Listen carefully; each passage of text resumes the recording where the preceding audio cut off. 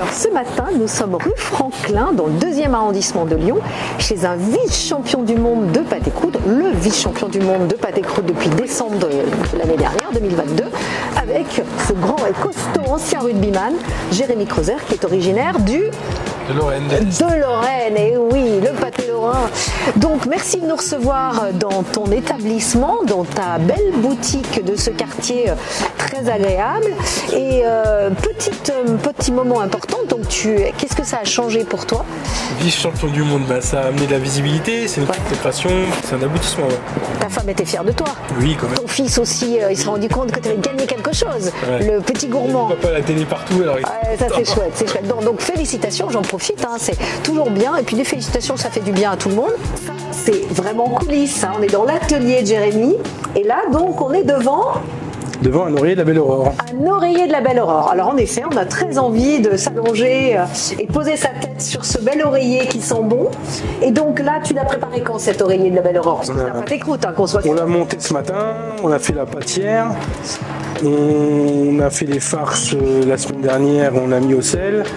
Les lèches de gibier aussi, donc voilà, il y a un gros travail en amont. Et là, ça pèse combien un oreiller comme ça de la Belle Aurore? 20 kg. 20 kg, et tu vas donc après le couper en toutes petites fines tranches, longues. Après, on coupe, ouais, voilà. D'accord, et à l'intérieur, donc il y a quoi? Il y a tout à l'heure, hein, mais... il y a une farce de cochon, truffe, pistache, riz de veau, avec un jus corsé de jus de carcasse de pigeon. Ensuite, il y a des filets de pigeonneau, il y a des filets de saisan, filets de perdreau, il y a du cuisseau de cerf, il y a du lièvre. Donc extrêmement goûteux. Voilà. Et est-ce qu'il y a une saisonnalité? Et de la truffe. Oui, ça on le fait qu'en période de chasse. Voilà. Et en période de truffe.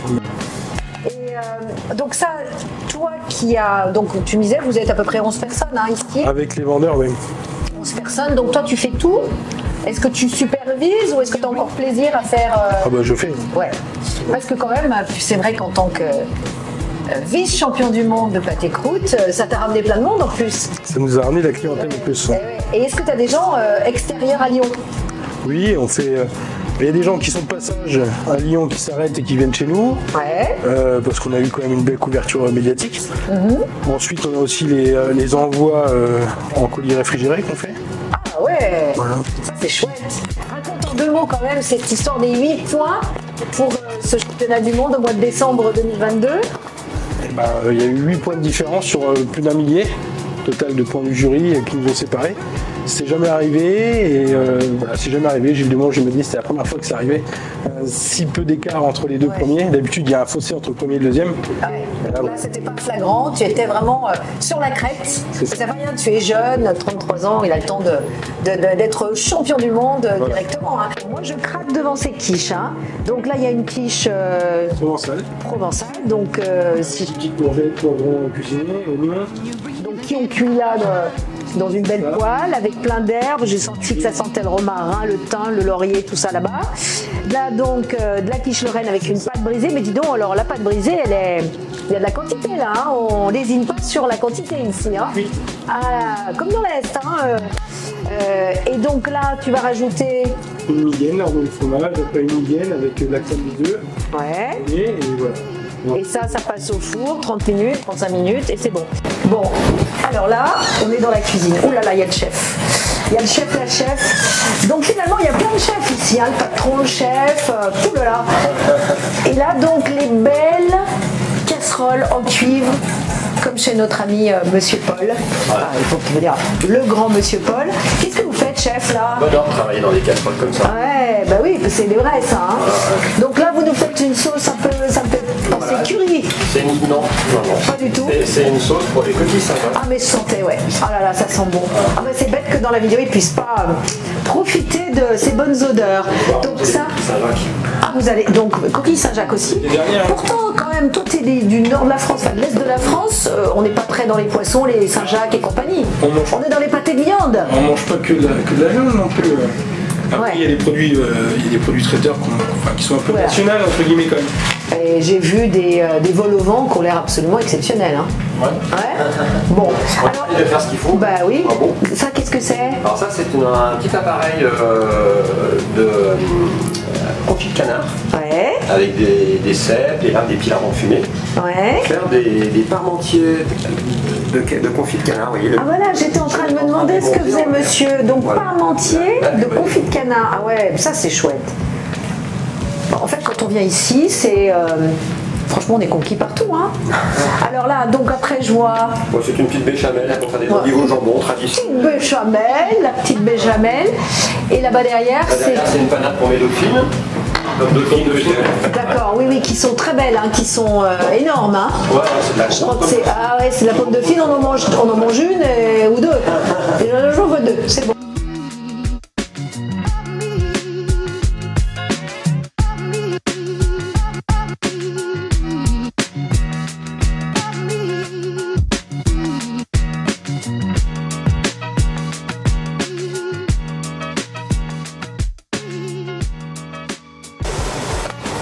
Oh là là là là, il y a une porte et des coulisses. Alors là, le séchoir. Alors, vas-y, explique un peu. Donc, ton saucisson, tu le fais donc dans ton atelier. Là, c'est quoi? C'est du Petit saucisson sec. Du petit saucisson sec pour l'apéro, pour tous ceux qui viennent l'acheter, ils sont contents. Donc là, tu l'as mis là, il y a combien de temps? 3 semaines. Il y a 3 semaines. Là, ça sent bon, ça sèche, ça sent le sel, ça sent évidemment la viande. 3 semaines, combien de temps il va rester encore? Il sort à 45 jours, donc tu as ton petit agenda. Allez hop, 45e jour. Ça, c'est donc du pur porc. Ouais. Ça, c'est du Jésus. Du Jésus. Donc pur porc aussi, avec un hachage qui est peut-être un petit peu différent. Plus grossier. Ouais. Le voyau est différent. Le sac de porc.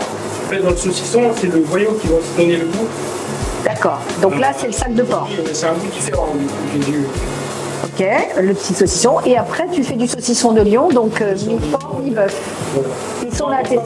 Non, goût pur porc. Toi, il est pur En porc. fait, la légende un peu du saucisson porc et bœuf du saucisson de Lyon, c'est que pendant la guerre, il y avait le bœuf était plus facile à trouver que le C'est porc. pour ça qu'ils mixtaient. Et c'est là qui ont fait que avec de l'âne, avec du bœuf, parce que le porc était gardé à la campagne Ouais. Je peux? au marché noir. Ouais. Sur les saucettes, c'est Ouais. Donc là, ça, maintenant, ils vont être... pour les consommer. Ouais. Ouais. Pour être vendus. Donc là, on dit quoi? Boutique? Boutique, Ouais, magasin. magasin, boutique. Alors évidemment, moi j'étais en train de m'esclaffer sur tous les produits. Donc quand même, hein, Jérémy a fini par dire que c'est quand même ses produits qu'il préfère, c'est-à-dire tous les pâtés croûtes, hein, quand même, tous les feuilletés. Tu es, comme je le disais, du pays du pâté lorrain. Hein, J'achète des pâtissières, je me Ouais. Donc là, tu as donc tes pâtés croûtes lièvre, canard foie gras. Tu as un pâté croûte homard. Il est où ton pâté croûte homard? Ah, Cédric, le pâté croûte homard. Mais alors, il arrive, il court. Bon, tu as le pâté croûte homard, tu as le pâté croûte canard foie gras. Voilà. Alors ça c'est beau. Donc le pâté croûte, on n'a pas l'habitude de le voir comme ça. Hein, en général, c'est une tranche. Donc là, on est sur la forme du grand pâté croûte que ensuite tu coupes. Mais tu coupes ça comment? Avec quoi? Mais c'est un pâté croûte en cadre, en fait, de 30 sur 30. Et Donc 30 sur 30, ok. on coupe ça en tranches après. Oui, mais écoute, tu coupes ça en tranches, mais avec un couteau spécial pour ça. C'est hyper droit, c'est hyper équilibré. Ok, c'est un savoir-faire, mais... Un couteau à génoise, un couteau à dents. Un couteau à génoise, un couteau à dents. Donc là-dedans, tu as mis du homard, Homard, cochon, laitue de mer, laitue de mer, donc c'est des algues. Hein. Ouais, voilà. Laitue de mer, des algues. Moutarde à l'ancienne. Ouais. Voilà. Et ça se mange, donc les gens t'achètent une tranche comme ça, tu manges avec une salade verte. Ouais, ou à l'apéro. À l'apéro, tu coupes des petits morceaux et tout. Donc ça, c'est du haut de gamme, topissime. C'est des pâtés croûtes, mais haut de gamme. Alors ça, c'est donc une tourte tout canard. Donc c'est quoi? C'est une pâte feuilletée. Une pâte feuilletée inversée, avec dedans un appareil. Feuilleté inversé, ça veut dire quoi feuilleté inversé? Là, en fait, on emprisonne. En fait, c'est l'inverse du feuilletage traditionnel. Au lieu d'emprisonner le beurre dans la détrempe, on emprisonne la détrempe dans le beurre. Ok, là on est dans du langage pro, ça ira bien pour les professionnels. Donc, ok. Voilà. Et puis c'est parti avec du confit de canard, puis fini avec des petites noisettes torréfiées, un jus de canard. Voilà. Oh, voilà, c'est tout simple. C'est ça. Et donc les gens t'achètent ça, ils font une salade verte, ils réchauffent, ils coupent et c'est bon. Pas l'apéro là, c'est un peu, c'est plutôt à table. C'est ça. Très chouette. Et ça te garde combien de temps? Ça, on peut garder ça 4-5 jours. Ouais. Et le petit dessin là, le petit dessin en forme de, je sais pas, c'est quoi comme dessin? Une spirale, c'est qui fait ça? C'est toi? Ah voilà. Donc signature du patron.